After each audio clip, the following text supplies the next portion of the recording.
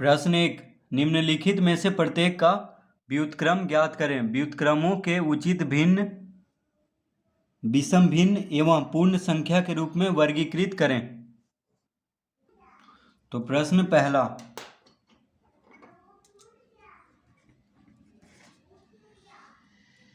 तो प्रश्न पहला का ए, तो प्रश्न पहला का ए का पहला है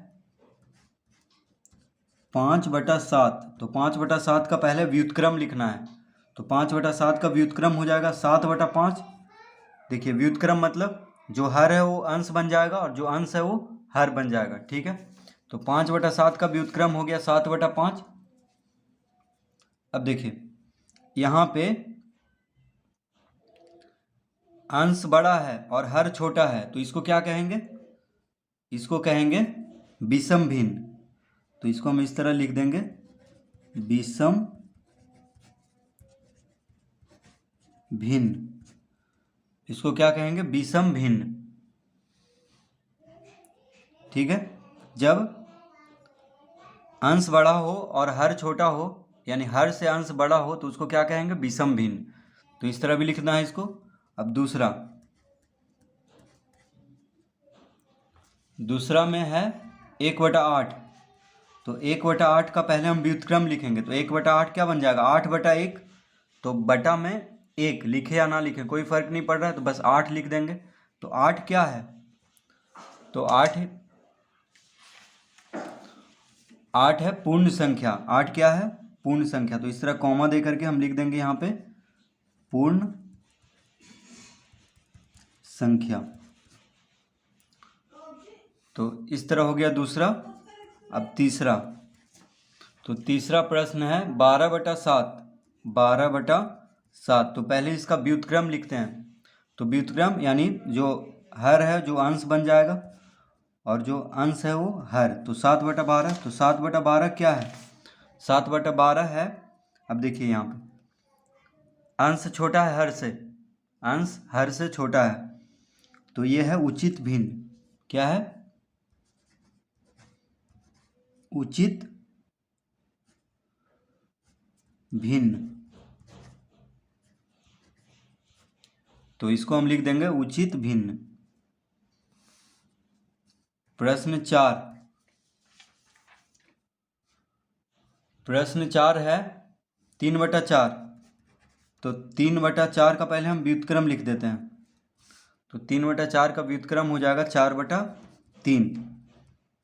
तो 4/3 में देखिए अंश बड़ा है हर से, अंश बड़ा है हर से, तो क्या हो जाएगा? विषम भिन्न हो जाएगा। तो इसको लिखेंगे विषम भिन्न। विषम भिन्न। प्रश्न 5, प्रश्न 5 में है 2.1/3। 2.1/3। तो इसको हम पहले पूर्णांक तोड़ लेते हैं। तो 3 दूना 6, 6 1 7/3 हो जाएगा। तो 7/3 क्या है?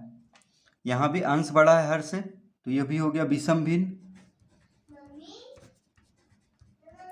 तो विषम भिन्न, माफ कीजिएगा, यहाँ पे पहले व्युत्क्रम इसका लिखना है, उसके बाद ही विषम भिन्न या उचित भिन्न लिखना है। तो देखिए पूर्णांक तोड़ने पे कितना आया? 7/3। तो इसका हम व्युत्क्रम लिखेंगे तो क्या हो जाएगा? 3/7 हो जाएगा। 3 अंश है तो 3 हर है, तो अंश बन जाएगा। 7 अंश है तो हर बन जाएगा, यानी 3/7। 3/7 क्या है? उचित भिन्न है कि विषम भिन्न है? यहाँ पे अंश छोटा है हर से, अंश छोटा है हर से, तो क्या हो जाएगा? उचित भिन्न। तो इसको हम लिख देंगे उचित भिन्न। इसका उत्तर हो जाएगा उचित भिन्न। ठीक है, 3/7 उचित भिन्न। तो पहले सबका व्युत्क्रम लिख देना है, और उसके बाद विषम भिन्न है कि पूर्ण संख्या है कि उचित भिन्न है, ये सब लिख देना है यहाँ पे।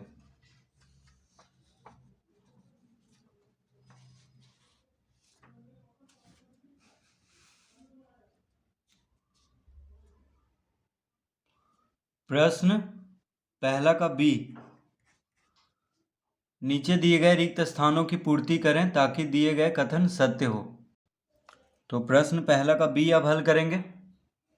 नीचे दिए गए रिक्त स्थानों की पूर्ति करें ताकि दिए गए कथन सत्य हो। तो यहाँ पे जो रिक्त स्थान दिया है उसको भरना है। तो लिखेंगे यहाँ पे प्रश्न बी का पहला 3/5 गुना खाली स्थान है यहाँ पे बराबर 1 है। तो 3/5 गुना, तो 3/5 को किस भिन्न से गुना करें कि 1 आ जाए। तो देखिए यहाँ पे गुना का चिन्ह है, ठीक है, यहाँ पे गुना का चिन्ह है। तो 3/5 को इसके व्युत्क्रम से गुना करने पे 1 आएगा। तो यहाँ पे भरेंगे 5/3। क्या भरेंगे? 5/3, ठीक है। तो ये हमेशा याद रखना है कि किसी भी भिन्न को अगर उसी का व्युत्क्रम से गुना किया जाए तो कितना आएगा? 1 आएगा।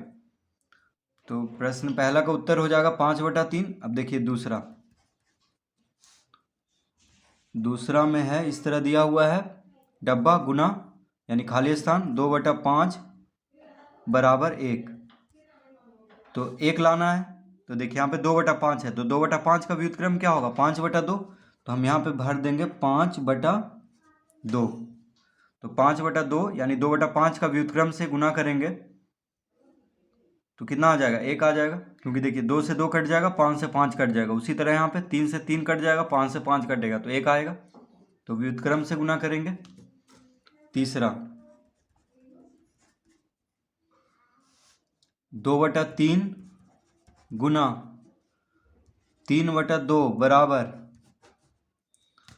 अब यहाँ पे देखिए 2/3 गुना 3/2 है यानी 2/3 का व्युत्क्रम है 3/2, तो 1 आएगा। क्योंकि 3 से 3 कट जाएगा, 2 से 2 कट जाएगा तो 1 आएगा। तो प्रश्न 3 इस तरह हल करेंगे। प्रश्न 4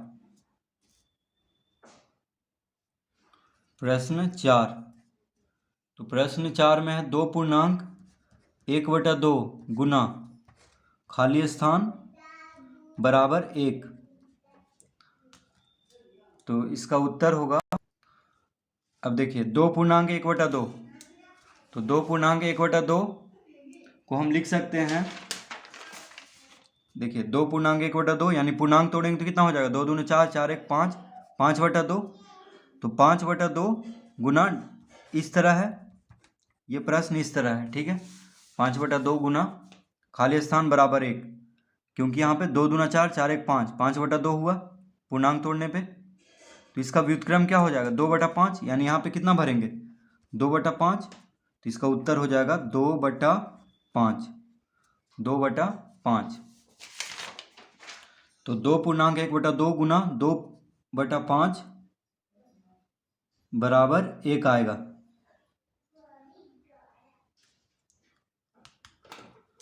प्रश्न 5 खाली स्थान गुना 3 पूर्णांक 1/2 बराबर 1। तो 3 पूर्णांक 1/2, देखिए इसका पूर्णांक तोड़ेंगे तो 3 दूना 6 7/2 आएगा।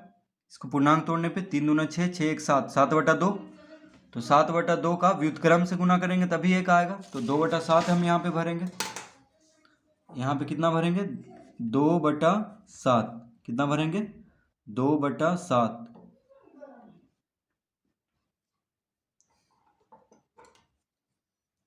प्रश्न 6,